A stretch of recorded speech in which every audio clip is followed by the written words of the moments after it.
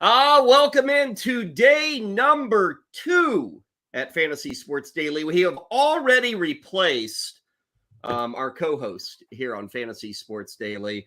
Ray Flowers, just between you and I, he couldn't cut it. I've given him 11 years or so to figure things out. Couldn't pull it off. So I decided to pull the plug yesterday. We have replaced Ray Flowers with Ted Lasso. Is that what we're dealing with today? Yes, sir. Believe. Believe. That Ray guy, do you know him? I do. He's a great fella, from what I heard. Oh, he's great. Oh, great your experience is totally different from mine, Ray Flowers. Happy Halloween to everybody. Yes, indeed. Ray Flowers is still with us. I guess I'm just dressed up as a Midwestern slacker for the day. Although, over the weekend, my wife and son, we did do a bit of dressing up, and I sent these photos to Ray. We'll see if the people who are following us on Facebook or on YouTube or on X, Ray, flash those photos so everybody can see the Elfrink family. There we are. Original as all get out. Now, everybody knows the middle dude, right? Spider-Man. Ray, do you know the other two guys who my wife and I are supposed to be? Yeah, I was going to say Spider-Man's parents, but no, I don't. Yeah, those are actually Spider-Man's friends from the Disney Junior hit cartoon, Spidey and His Amazing Friends. That would be, I am Spin, the dark Spider-Man. My wife is Ghost Spider. So Ghost Spider and Spin are Spidey's young buddies who keep Doc Ock, the Goblin, Sandman, and others all under control. You'd actually like this show, Ray. I think you'd enjoy it. I did. My nephew's a little bit older now than your son is. So I assume he's probably seen it still. He's a huge Spider-Man fan. I know Morales and the video games and all that kind of stuff are really his deals. So I'm sure he would love it. And I probably would enjoy watching it with him. You'll notice here on that second photo, maybe even the first photo, that Spin Spider, who is portrayed by Kyle Elfrink, is wearing some shorts, Ray. When I originally donned this outfit, I noticed this is not truly built for anybody like a male, at least, over the age of 11. Okay. So you need a little coverage? Yeah. My wife insisted that shorts were necessary. I totally agreed with her. I didn't want to get charged with, indecent exposure. So I donned the shorts, and it was a bright and well-thought decision. So. Hey, Kyle, as a man once said, the harder you work, the luckier you get. Yes, absolutely. Now, you are Ted Lasso. Is this going to be your outfit tonight? Are you doing any trick-or-treating for this evening, Ray? I will not be doing trick-or-treating. We'll be handing out candy. Okay. There will be photos taken later. There might be a partner in crime with myself. We'll see. Okay. So those will probably be out on Twitter or Instagram or whatever. At the Ray Flowers, Twitter, Instagram, YouTube, X, Threads, all that kind of stuff. At the Ray Flowers. So might be having some things up later today. Are we ever going to get back to just one place we can go to see all this? I guess we have to be in 6 or 7 different spots. You're on Threads now? Yeah, you got to be on Threads. Well, I mean, if for those people that aren't into Twitter X, there's politics involved. There has been an extreme change in how things are posted and what works, and you got to pay for this, you got to pay for that. So a lot of people are changing, Kyle. They're not very happy with how things are going. I think our industry is still pretty strong on Twitter X, but I think the average person's getting a little tired of all the shenanigans. So you're telling me that I've actually outlasted Twitter by never joining. Now people are now removing themselves from Twitter and joining me in a non-X kind of verse, right? Yeah, if the internet has taught us anything, it's that sometimes it's easier to speak your mind anonymously. So there you go, Kyle. Yeah. Okay, well, happy Halloween to everybody. We'll make sure to get some photos of Ray out tomorrow on Fantasy Sports Daily. Now, if you're wondering, okay, what's going on here? Well, what's going on is this is day 2 of something we're going to do each and every day. We started yesterday. Obviously, we're continuing Monday through Friday, 11 a.m. Eastern. Ray and I are live right here, courtesy of fantasyguru.com, or as they like to say, powered by fantasyguru.com. We will be talking all things fantasy sports. We bring in some visitors from the website, guys who are some of our top analysts will join us. Yesterday, we had Ryan Clifford. I think a bit later today, Justin Fensterman. We talk all things fantasy and all sports fantasy, and we do DFS yearly. We're going to do it all. Chat room is open. I know people are watching us on YouTube. You can watch us now on X. Eventually, you'll be able to download the audio podcast version of this. If you ever miss us live, 11 to noon Eastern or 11 to 11:45 Eastern, all of these fantasy sports dailies are libraried and chronicled and kept and available. And if you have an issue with that, then Ted Lasso / Ray Flowers is your guy to yell at. So right, Ray, you don't get enough yell. So if anybody have issues with this, they can yell at you. You're more than happy to answer yelling, right? You know what the happiest animal on earth is, Kyle? It's the goldfish. And you know why? It's got a 10-second memory. Oh. What about an elephant? Is an elephant the least happy animal because he has a very long memory? Yeah. The bottom line is if people want to complain on this show, they're out. 10 seconds, that's all you get. You're out. It's all positivity. All positivity. Let's go. Believe. Yeah, positivity. Okay, what do we have today? Monday Night Football recap. We'll talk about the Raiders and the Lions. If you didn't see this game and you're just looking at the final score, don't pay attention to that score. It was all Detroit. I mean, a totally dominating effort in front of the home fans. They look like an ascending team. The Raiders continue to look like a descending team. We'll move on from Monday Night Football, talk about the NFL trading deadline. That is set to come our way at 4 o'clock Eastern today. Minnesota, we're sifting through some quarterback options. They may be involved in the trading deadline. We'll see what they are thinking about. Leonard Fournette, remember him? Last time I think I saw anything about Leonard Fournette, Ray, wasn't his car like on fire on the side of the highway? Remember that in the offseason? His like Dodge Durango blew up on the side of the highway. Was it a Durango? I don't remember that. I think so, yeah. Yeah, there were problems. There were issues, as they say. Well, his free agency market never blew up, but it sounds like he's at least close to the Buffalo Bills. That's according to Fournette. The team has not nearly said that, but we'll talk about the options for the James Cook owner and how that's going to work out. And then, as mentioned, Justin Fensterman is going to join us. Justin and the NBA crew, they are, I guess, through about 1 week of the NBA season. Each and every day over at fantasyguru.com, they set you up with a cheat sheet for the DFS slate. They've got a breakdown as long as there's 3, 4, 5 games, and some nights there's 10, 11, 12 games. They are breaking it down over at fantasyguru.com. So NBA DFS is a huge, huge thing. Nobody gets you locked and loaded better than Justin Fensterman. So today we're going to spotlight a little NBA. And the plan is most Tuesdays on Fantasy Sports Daily, we'll talk some NBA with Justin Fensterman. Ray, let's begin with the football from last night. Let's talk about the Lions and the Raiders. And I'm actually more interested in the Lions side here, Ray. This offense is terrible. Josh McDaniels is supposed to be an offensive guy, a guru, if you will. The Raiders have yet to score 21 points in any game this year. Which, Ray, if you're the Panthers or you're a team that just doesn't have a quarterback, and you're playing Baker Mayfield or God forbid, Tommy DeVito. Okay, I'll let that slide. But, Ray, I look at the talent here, and it's stunning. I mean, they've got a legitimate quarterback. They've got a superstar wide receiver. They've got the leading rusher in the NFL last season. They drafted a highly productive tight end in Michael Mayer, who's doing nothing. Jacoby Myers has been a great number 2. And yet, for some reason, Ray, they can't score. It's maddening to watch all that talent and no movement of the football with the Raiders. Yeah, it's they got 14 points last night and only 7 were offense, right? Like it's bad. And I think the one thing we can take away from it in the fantasy space is that there are a lot of teams. We were talking yesterday about the Chiefs and the fact that they've got all these guys and they're all over the place. And this week it's that guy and no one knows what the hell's going on. You know exactly who the leaders of this offense are. It's Jacobs in the backfield. It's Myers. It's Adams. That's it, right? It's very top heavy. Now, the problem is they've had a hard time, especially of late, getting the ball to Devontae Adams. We saw that again last night. 1 catch for 11 yards on 7 targets is just, that's Hunter Renfrow zone. Like, it's really bad. And, we can talk about struggles, and I think it's fair. You've had Garoppolo hurt.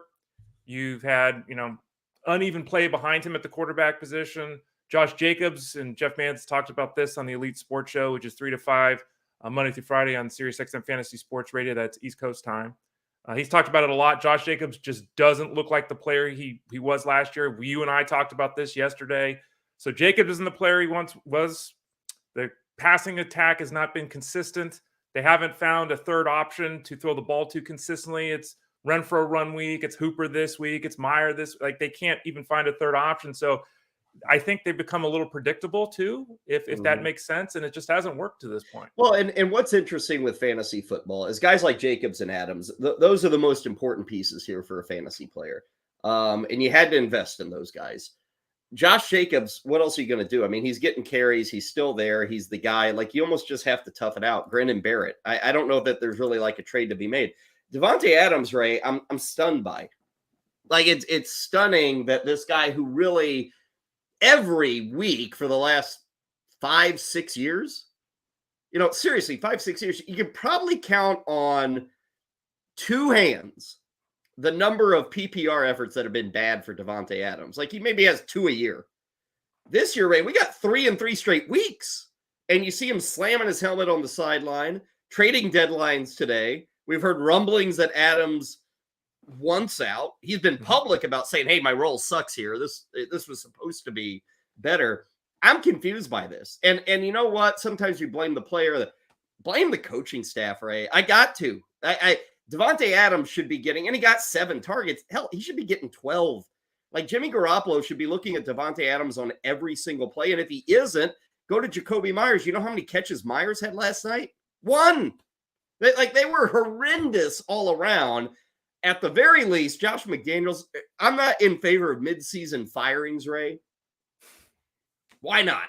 It's terrible with this team. And he was on the hot seat coming into this year, and I've only seen it go backwards for the Raiders. But the Adams thing, like a fantasy owner, like, again, the fantasy, what do? You can't trade these guys because you're only getting 70% of their value, and Davante Adams can still be a stud.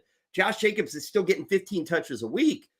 It's very hard to move on from these guys in fantasy football when you've invested a lot and they're just not performing. And neither of those guys are close to performing right now. Yeah, I don't know what the number is percentage-wise for Josh Jacobs, but I'm going to guess he gets 80% of the touches out of the backfield. It might be even higher. Like, he just gets all the work. They're just not successful using the running back. I mean, in the case of Adams, we had this discussion yesterday, and we talked about CeeDee Lamb. And I said, why is CeeDee Lamb getting these games with 4 targets, 5 targets? Like, what are they doing? Same exact thing here. In the case of the Cowboys, they do have options they can turn to. The Raiders don't, so it's even less sensical that they haven't done that. And you could say, oh, the defense have been targeting, or zoning in on Adams for years. Like, come on. And if you look at the first 4 games this season, Davante Adams averaged, first 4 games, 8 catches and 99 yards, which is what we drafted him to do and what we expect him to do. So what's happened the last 4 games? Well, he hasn't got the ball, to your point. 4 targets, 5 targets, 1 game of 12 targets, and then 7 targets. So he's averaging 7 targets the last 4 games. Remember, the first 4 games he averaged 8 catches. At some point when your offense isn't working, and as you noted, they're not scoring points, it's not working, you just got to get the ball in the hands of your playmakers. That is obviously Davante Adams, and they haven't done it. And it'll be fascinating. I mean, there's a chance he gets moved today. I don't think it's going to happen, but there's a chance he gets moved today. I don't know why the Raiders would do that, because what are they going to have left? But when a guy goes to sign with a team to basically play football with his best friend who's his quarterback, and then you bail on his quarterback in year 1, guy's probably not too happy to be there. And I, you got to present both sides here. If I own Jacobs and Adams, I find it highly unlikely that you can get enough value to make a trade. If somebody offers me these guys, Ray, I'm all over it. I'm jumping on board. They've got to be able to figure it out. Like, Jacobs can't be this bad in the second half. There's got to be some touchdowns somewhere. Adams, it shouldn't be too difficult to get back to what we saw in September.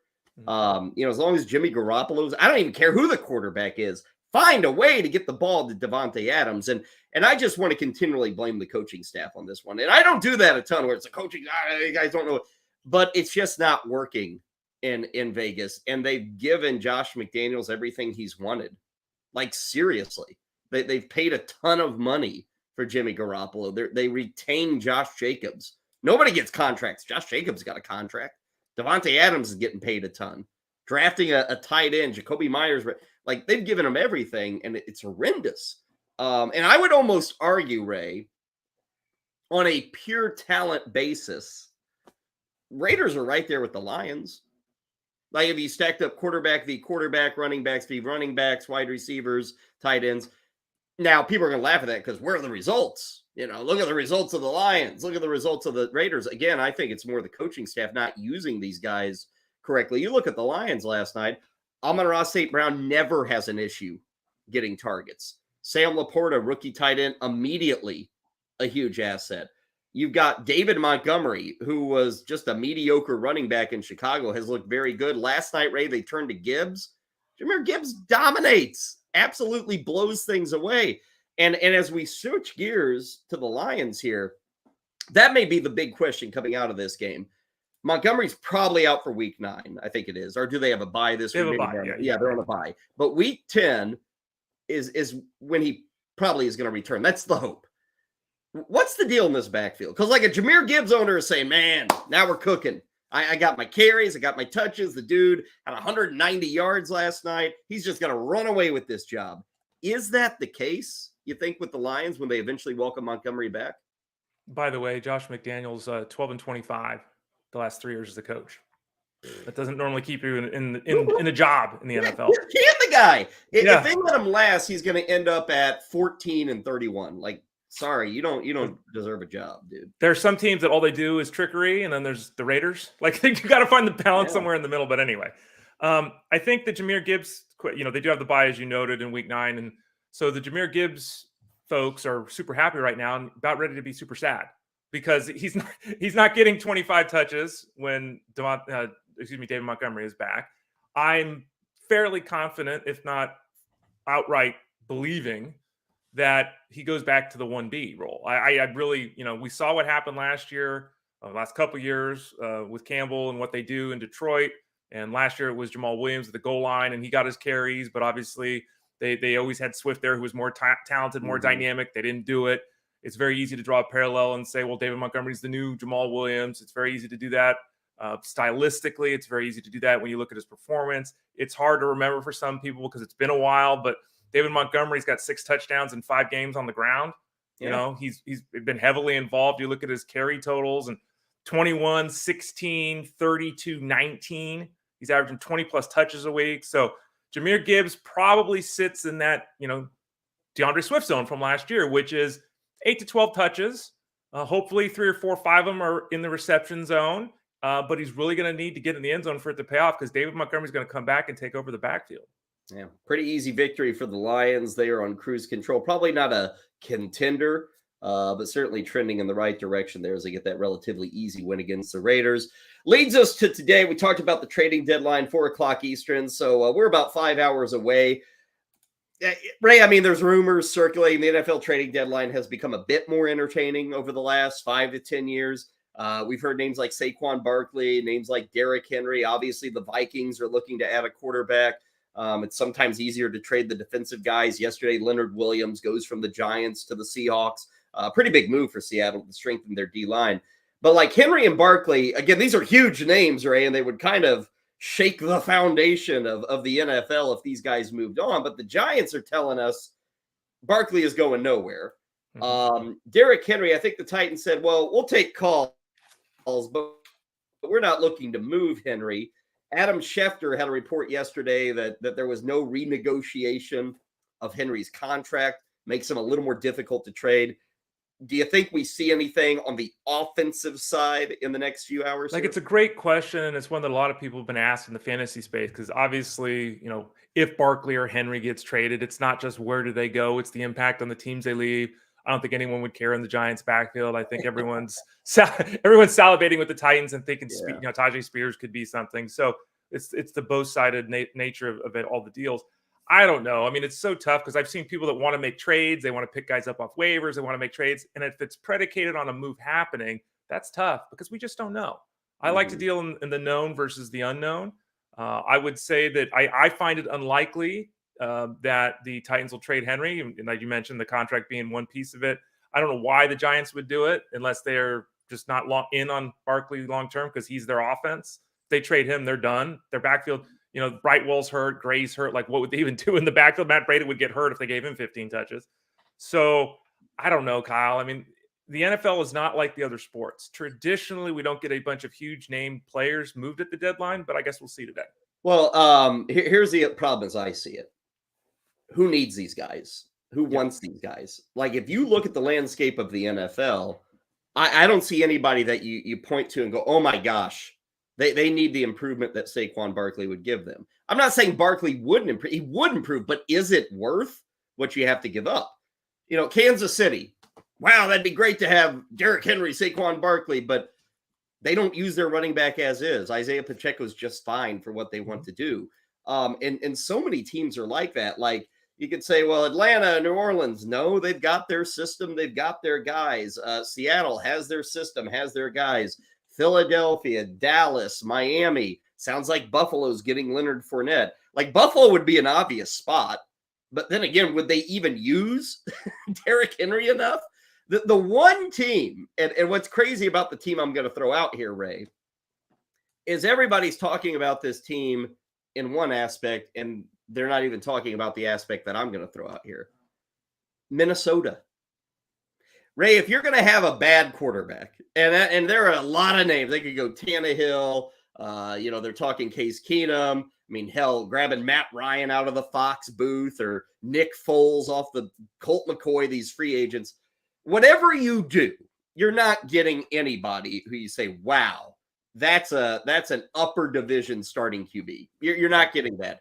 So, Ray, I throw this out. Why wouldn't Minnesota just say, give us Derick Henry, and we're going to come at you, and we're going to go 1974 football, and we're going to run the football with Derick Henry 25 times. We're going to hit you with Madison, for 10 carries. We're going to hit you with another 10 carries of Cam Akers. We're going to go 60-40 run to pass.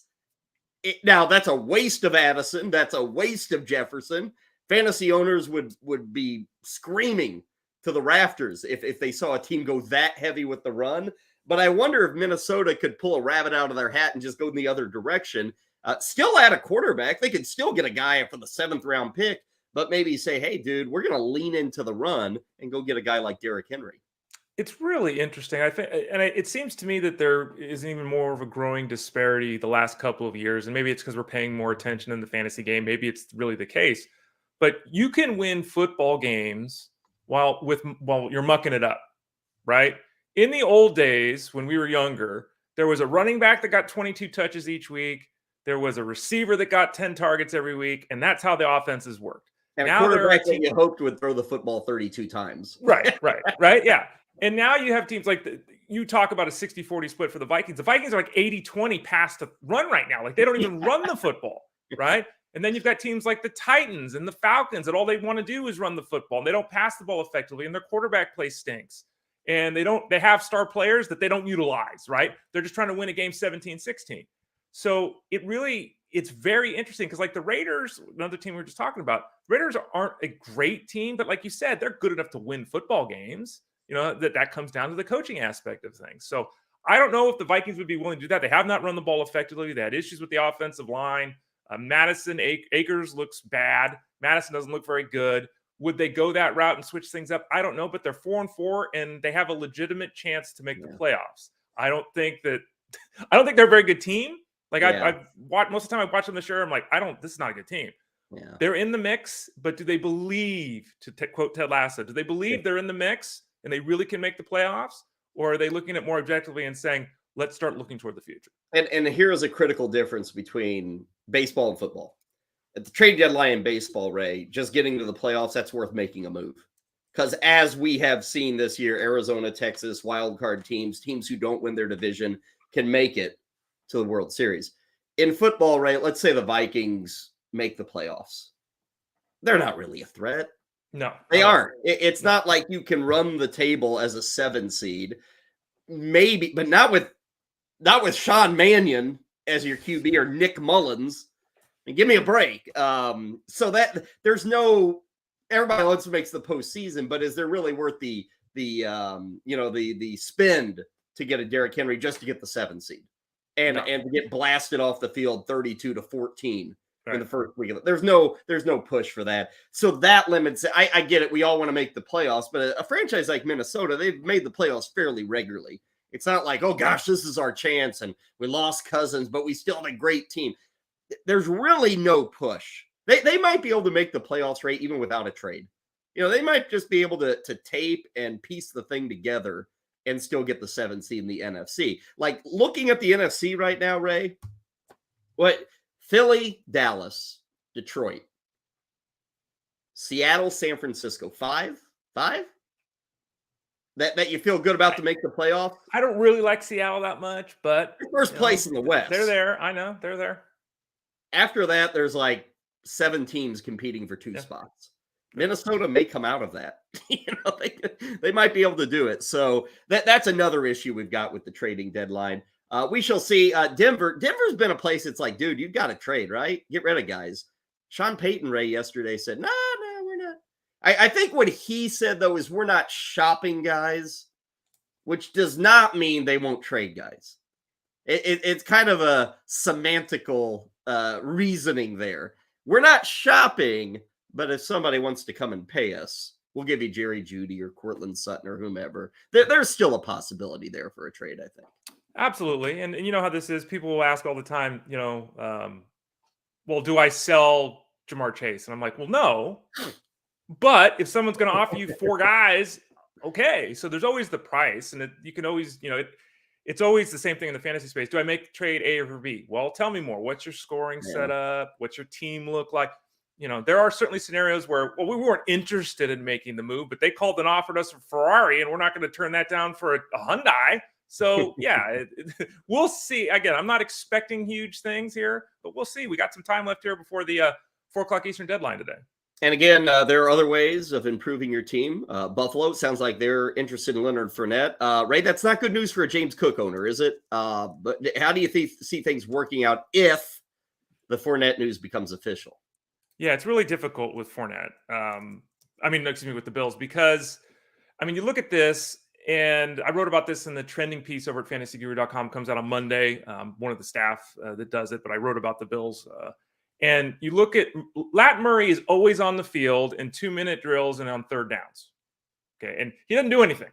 He hasn't done anything for weeks, but he's always out there taking snaps from Cook. Cook is kind of the guy between the 20s.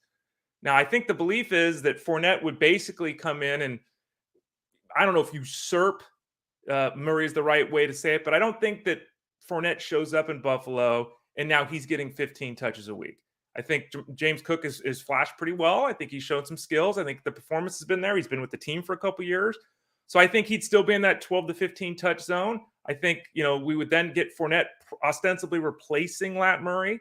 But what does that mean? Well, teams love Leonard Fournette because he's a solid vet. They love him because he gets the tough yardage near the goal line. They love him because he can catch the ball. There's a chance that it could devolve into a more of a 50-50 split kind of thing. So if I'm a Cook owner, I don't think you can trade him. To your point earlier, you can't trade him because, he's coming in every week as running back 18, running back 22. No one's excited to get him. Then the Fournette news probably makes people even less excited.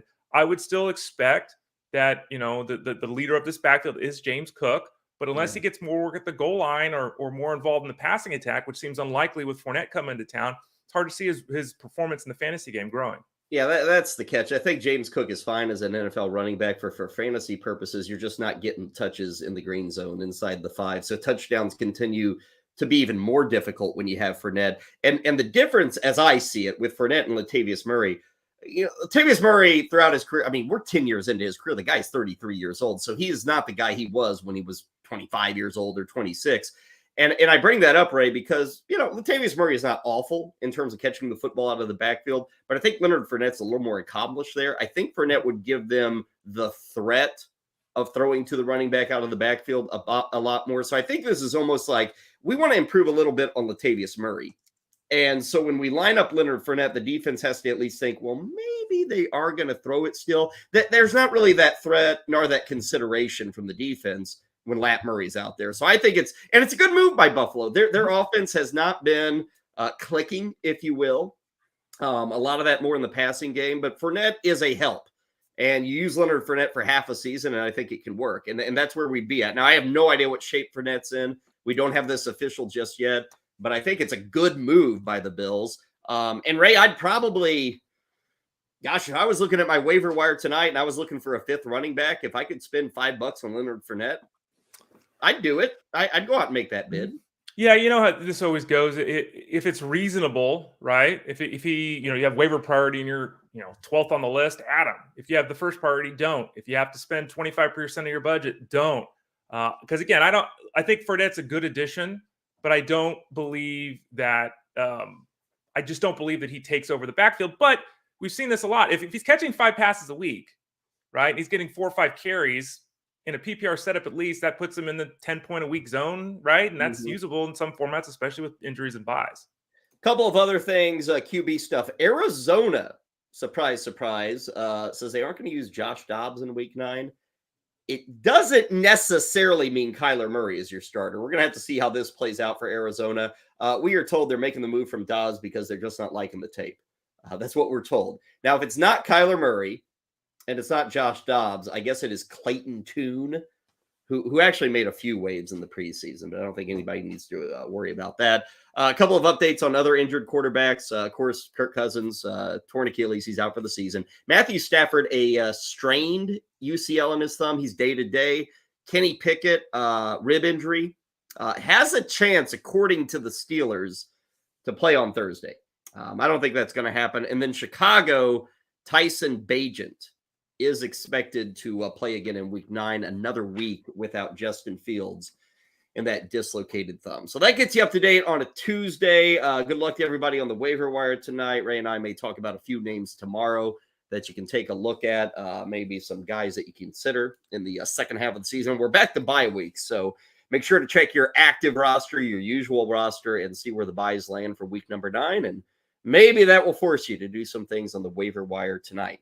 For the remainder of our get-together here at Fantasy Sports Daily, we're going to do a little NBA. It's time again to get up to date on the association. And for that, we turn to our very own NBA insider at fantasyguru.com. Good to say hello to – what are we doing here, Justin?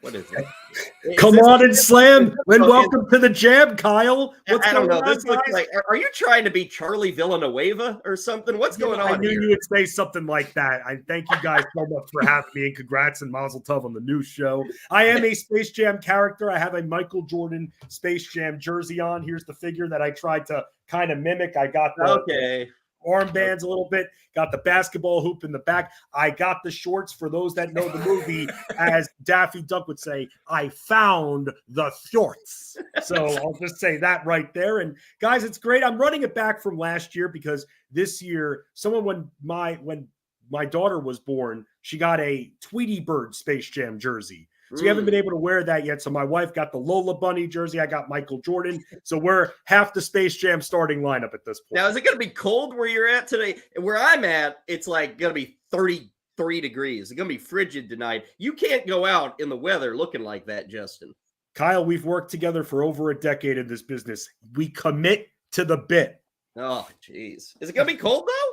Yes, it's going to be freezing out here. That's why I'm not wearing the shorts right now. Yeah. You're a sucker. Sucker dad, this guy.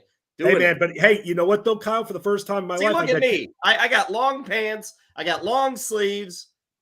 You're gonna get frostbite tonight, Justin. I understand that, but hey, I get dad tax for the first time. I can take whatever candy I want. Okay. Well, good to see. I'm glad you're committing to the bit, just like Ray Flowers. I mean, Ray, that's like an official patch there from Ted Lasso, isn't it? Yeah, this is the official, what is it? Yeah, look at that. Coat of arms, is that what they call it? It's coat of arms. Yeah, I'm committed. And by the way, in case anyone doesn't realize this, because I had a huge beard yesterday, this is not stuck on. This mustache is actually me. I grew this and I had it in my food forever. I do not like mustaches. Now, see, this is my recommendation because Ted Lasso is pretty popular, Ray. You're going to run into a lot of Ted Lassos. You should have pulled the Magnum PI, Tom Selleck. This would have been the night with that mustache. Get your Hawaiian gear out, your flip flops, your khaki shorts. Get your Beretta. You got that red Ferrari in your garage or Lamborghini, whatever it is. You could have pulled off Tom Selleck as Magnum PI. Kyle, if you care about someone, you got a little love in your heart. There ain't nothing you can't get through together. Yeah. I'm kind of surprised, guys, that Ray's working today. Right, Kyle? Didn't he always take off Halloween when we were on the radio? Well, and we owe that to his significant other. I think she has kind of taken the Halloween spirit out of Ray. And so now he's got to worry about other people's opinions and other people's thoughts. I don't know if you know this, Justin, but it's a no decoration zone in Ray's front yard. Isn't that right, Ray? You're not even decorating. What? We have like, there's a few minor characters in the yard. There are, I didn't count it yet, but I think we have about 30 pumpkins. So we are littered with pumpkins, but not as many decorations. Yeah, squirrels will love your yard, Ray. They already do. They love eating our tomatoes for some reason. I don't know why. So will middle school punks. They're coming with the baseball bats for those pumpkins tonight, Ray. Don't worry. Ray's going to be picking up pumpkin seeds out of his yard all day tomorrow. Okay, what are we here for? Oh, basketball. That's it. Yeah, we should have guessed we're talking basketball with a guy dressed up like a Michael Jordan character from, what was that, 1994, 95? Yep, like 95, 96 area. I believe the movie came out in 96. Okay. I don't recall Michael Jordan ever walking away from the court, taking his basketball and pouting and saying, I want out of Chicago. He just said, I got gambling debts. I'm going to walk away for 2 years. I don't want to get suspended. That's what Jordan said. I compare that to James Harden, who I think for like the fourth straight year, Justin, has moaned his way out of a town. For those who missed it, I guess early this morning, the news broke that Harden finally got his wish. He goes to the Clippers. He and PJ Tucker heading west. The Clippers send, I think, 3 players back and like 4 draft picks. Take us through this. Winners and losers. What's it mean for the fantasy player? Well, for the Clippers, just to start off, if there's any team that James Harden would fit on, it was a team with a small window with injury-ridden players where you go all in and hopefully you don't have to commit to him too much further after that. I actually think that this is a bit of a fit here, and it hedges the LA Clippers in case Paul George and Kawhi Leonard get hurt again. You still have offense and you still have someone that can hit shots. Russell Westbrook, he's kind of like the weather, very hot and cold, and you never know what you're really going to get. So from a fantasy standpoint, though, guys, this trade doesn't change too much, except maybe the shot volume for one of Paul George or Kawhi Leonard goes down a little bit, but they're going to find ways to still get them featured. All 3 of them will have shots to go around simply because beyond those 3 and Russell Westbrook, there aren't too many other scorers that LA has. A lot of their scorers and a lot of their players that they rely on for shot opportunities are in their starting lineup. They didn't want to get rid of Terrence Mann or anything like that, so he'll help out a little bit in relief, but at the same time, it doesn't change too much. We'll have to see which one of George or Leonard, if either one, lose out on some volume.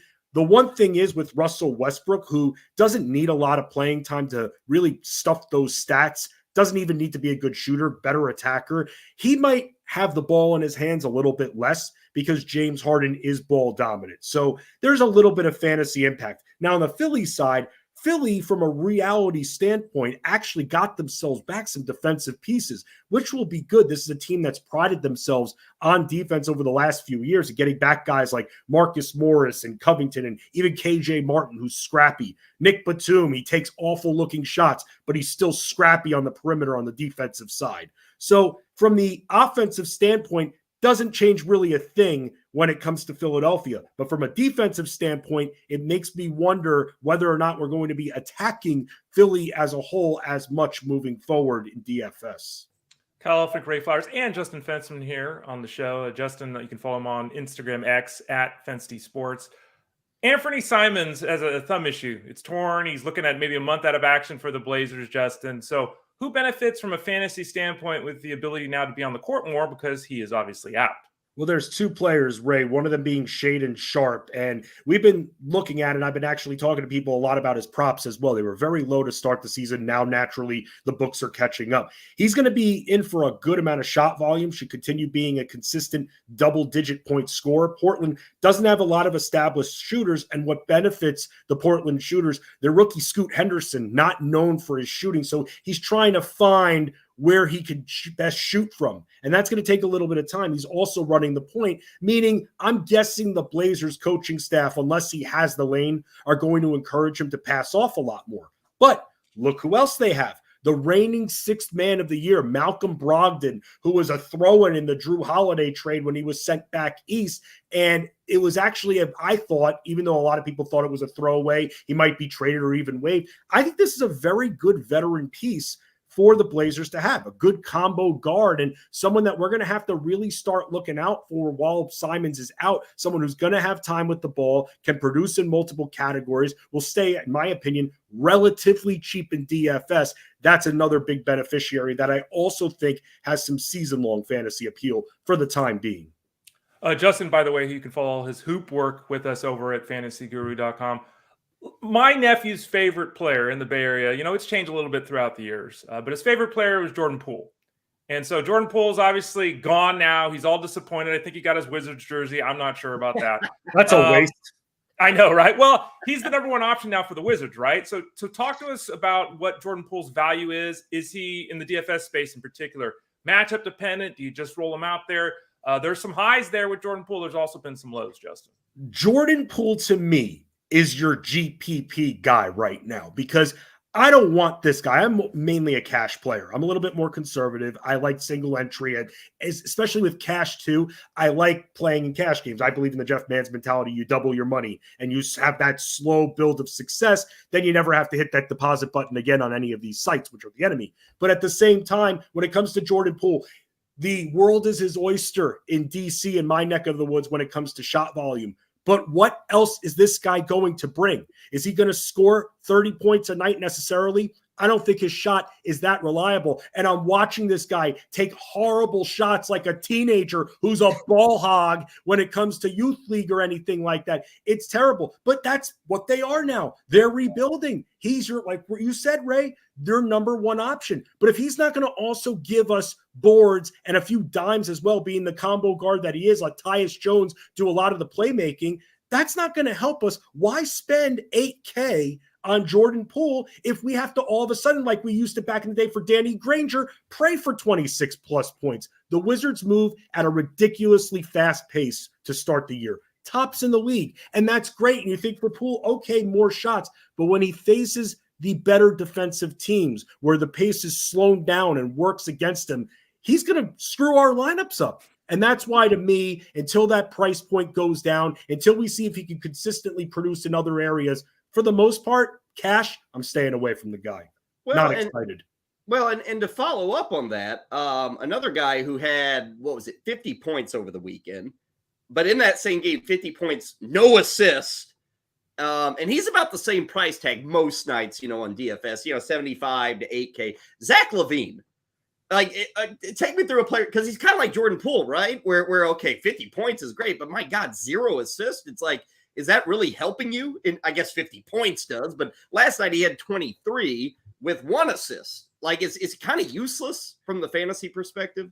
So on Halloween, guys, and as Kyle, you kind of referenced a little bit before, houses tend to get egged. So I'm letting everybody at Fantasy Guru, open season, throw the eggs right at me. He was in my core 4 last night. Why? Because, look, not only because of the previous performance, I knew he was going to be in the highest octane, the fastest paced game that he was going to be in all season against the Indiana Pacers, who notoriously run fast. And because of that, I thought the pace boost for the Bulls would put the ball in LaVine's hands more. Problem is, Kyle, like you outlined, kind of like with Jordan Poole, didn't give us anything in other categories, and he shot horribly last night for most of that game. And that was the problem. That's why he didn't give us at least that 5X return that we're always looking for in DFS. I like the price. I like the expected pace. I thought we could get something somewhat similar to what he had.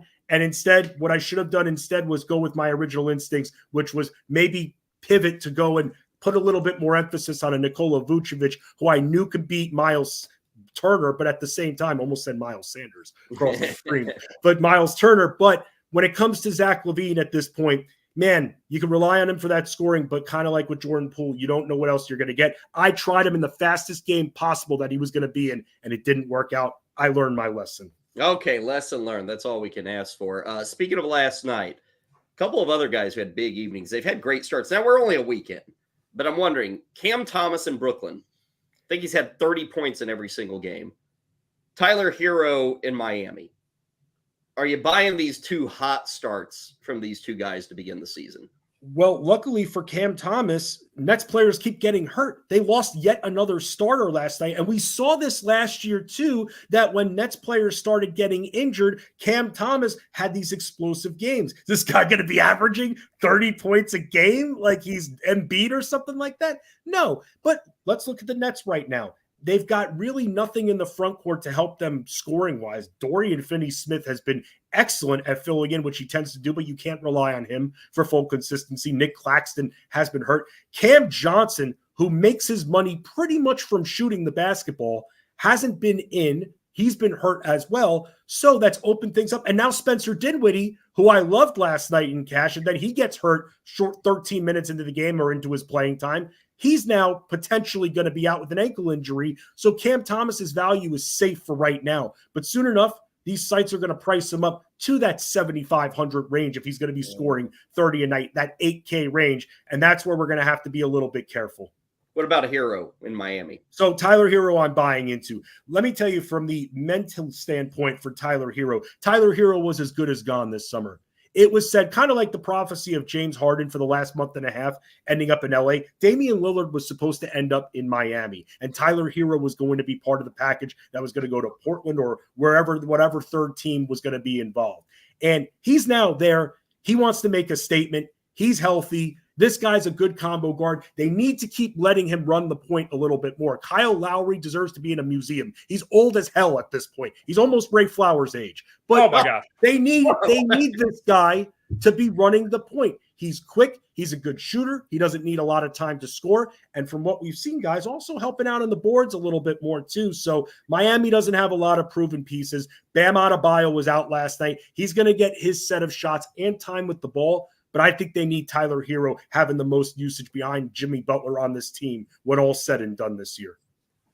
Justin, there's only a couple of games tonight on the slate, but let's talk about the Suns Spurs for a second.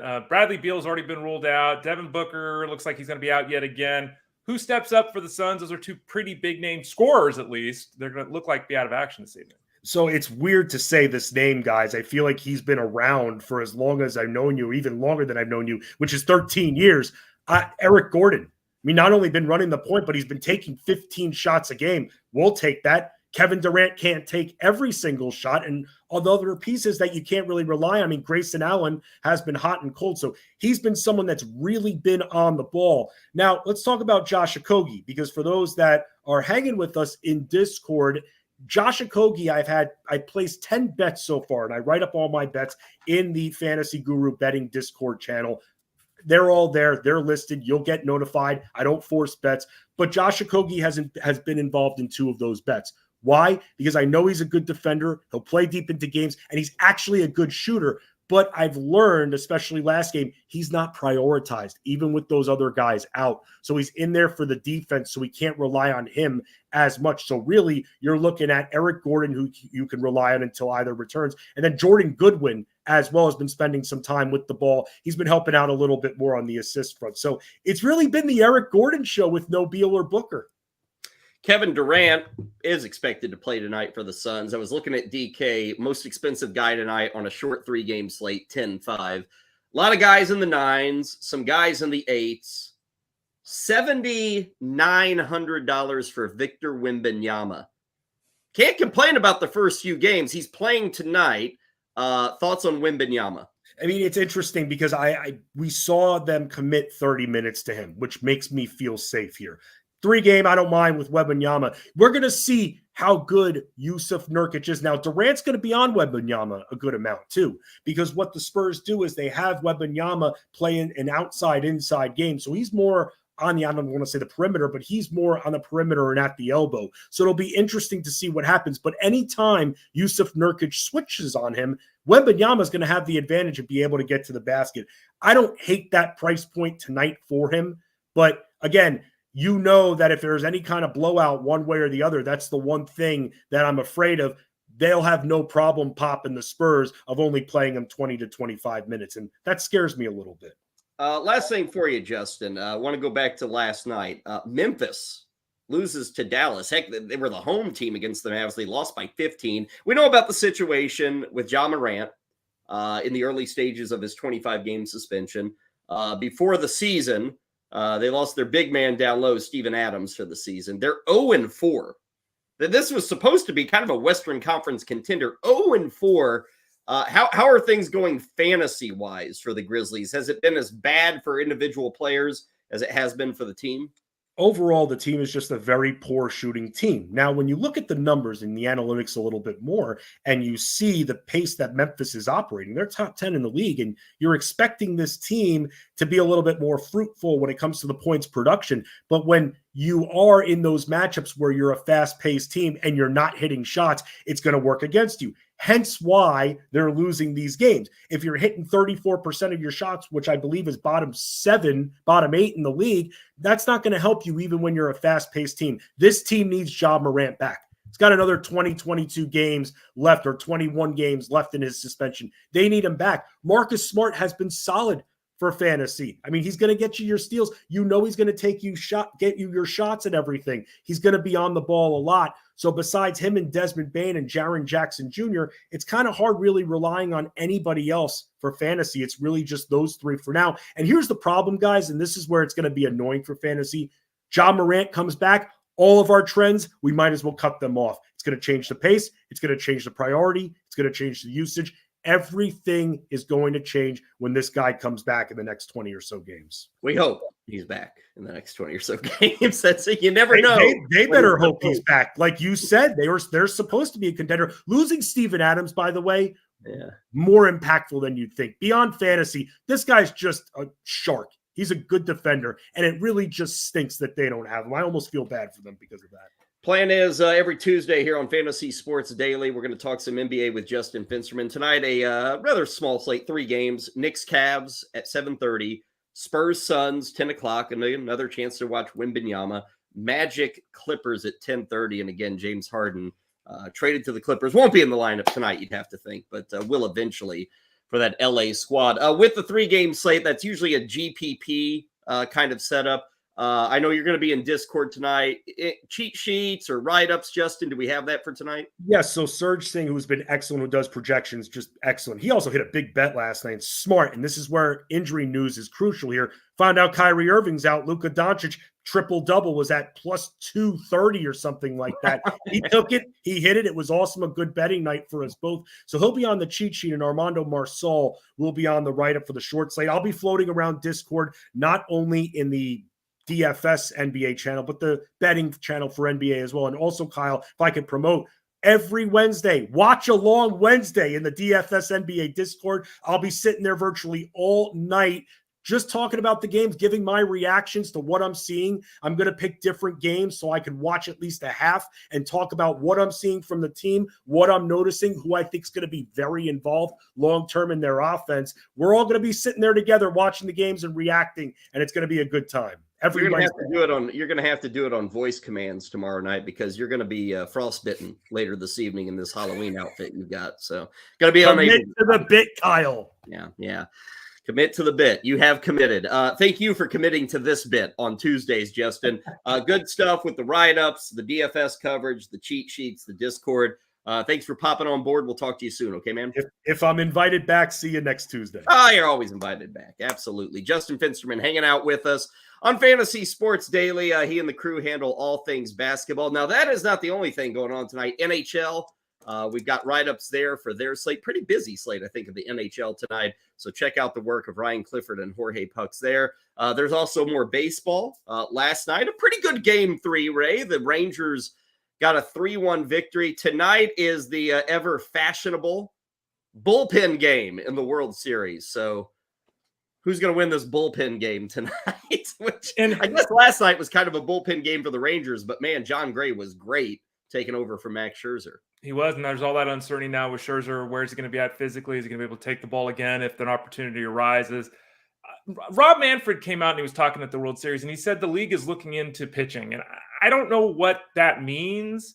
I don't think it's good for the sport to have a World Series game be a bullpen game. Okay, I just think that's really bad. It's where we're at in 2023. Yeah. And you know how this goes, Kyle. You have good stuff in the bullpen, you get into the game, you don't have it. You have crappy stuff in the bullpen, you get into the game, you've got it. You just don't know. And so that turnover when there's 4 or 5 guys pitching for your team each night, You just don't know how it's going to go. So it's really tough to, in a predictive sense, say this team is going to emerge victorious or not. I guess one of the big storylines, obviously, is Adolis Garcia and where he's at and what his contributions are going to be able to be with that issue with his side. Well, that didn't look good, Ray. As soon as he swung the bat, I guess that was the 8th inning, I think. The game was tight. It was 3-0, 3-1 at that point. And they immediately yanked him out, and he went to the locker room. I'd have to say, Ray, it seemed to be a little more on the backside, but that could very easily be similar to an oblique injury. And I don't know. I watching that and how quickly he was out, how quickly he grimaced.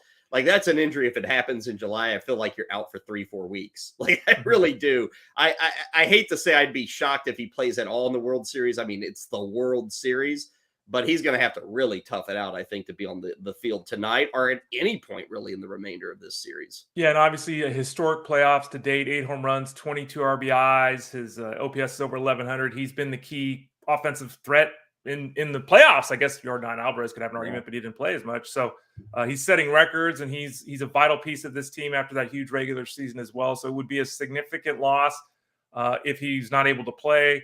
Maybe it's a pinch hitting situation. I agree with you. We're early on, so we're speculating here, but it looked like an injury that has a very high likelihood of keeping him out of the starting lineup. There's usually one of these guys every postseason, Ray, that has a great postseason, and we start to think, well, does it mean something for next year? Garcia, is he going to go in the second round? Do you think next season? I mean, you and I both, like, when he burst onto the scene, it's like way too many strikeouts. He's going to be up and down all over. After 3 years of doing this, Ray, it's like this guy's he's not a stud, but he's kind of on that next level of just being a dude who can strike out a lot, but still produce all sorts of crazy numbers over the course of a year. Yeah, he has cut down his strikeout rate a little bit. His walk rate has grown, which is great to see. There seems to be some growth there. I think two things. Will he be a second-round pick? Maybe. I think two situations to consider. He had 16 steals and 25 steals the previous 2 years. This year only had 9. There's a big difference, especially with the way the running is ticked up in baseball. There's a huge difference between 20 steals and 9 in terms of a player's value. And secondly, his last 3 years, he's hit 243, 250, 245. Eek. So he's basically league average there, and he doesn't really, at least comfortably, give you a high stolen base total. So that's pretty rich to be spending a second-round pick on him. I'm not saying it won't happen, especially after his huge playoffs, but he has proven to be a big-time category producer in the home runs, runs, and RBI categories. It's the other two that will determine his actual fantasy value when it's all said and done. Been a fairly entertaining first 3 games. Game 1 was highly entertaining. I was lucky enough to be able to sit and have a whole night where I could watch Game 1. Really enjoyed it. Game 3 last night, tight, nip and tuck the whole way through. Game 4 tonight, just after 8 o'clock. Andrew Heaney going for the Rangers, and Joe Mantiply, I guess, is starting for Arizona. Big moment for the Diamondbacks. Let's turn to Joe Mantiply for our start. So snakes alive, right? Joe Mantiply. That's what we're going with. Anyway, tonight, Game 4, Halloween night. Should be fun. Ray, have a great Halloween. It was fun today. You and I are back tomorrow, so don't get too deep into some kind of witch's brew tonight, and we'll do it again tomorrow at 11 a.m., okay? Yeah, looking forward to it. And just to throw it out there at the end here, promo code. We do have one for the show now. Oh, we do. Fantasy Sports Daily is obviously the name of the show. So the promo code is FSD, Fantasy Sports Daily, FSD20. And if you go to fantasyguru.com, use that promo code FSD20, you get 20% off any package. So if you want to get the all-in MVP package, you get everything. You want to get soccer, you want to get basketball, you want to get hockey, you want to jump in football, you want to play DFS, you want to play seasonal, use the promo code FSD20 and you get a 20% discount, Kyle. 20, right? On that 20. Yeah, FSD20. Gotcha. Yep. Okay, good stuff. Thanks for all those who jumped in on YouTube, watching us live here. Again, all of these are cataloged and put together so you can watch them on demand via the Elite channel, if you will. That's what we've got here. Twitter, we run this on live, or X, we run this on live. Facebook, we're up and running. Podcasts are coming to where hopefully within like 30 minutes of Ray and I finishing up here, boom, it's going to go into your audio download and you'll be able to listen to us throughout the day. So that is where we stand, just getting things rolling. This has only been week 1, episode 2. We got another one coming your way tomorrow. 11 a.m. Eastern is when we get up and going. More football, more baseball. who knows where else we go on a Wednesday. We got a lot of things to discuss, and we do it each and every day. For Ray Flowers slash Ted Lasso, I'm Kyle Elfrink. We'll catch you tomorrow. This has been Fantasy Sports Daily, powered by FantasyGuru.com.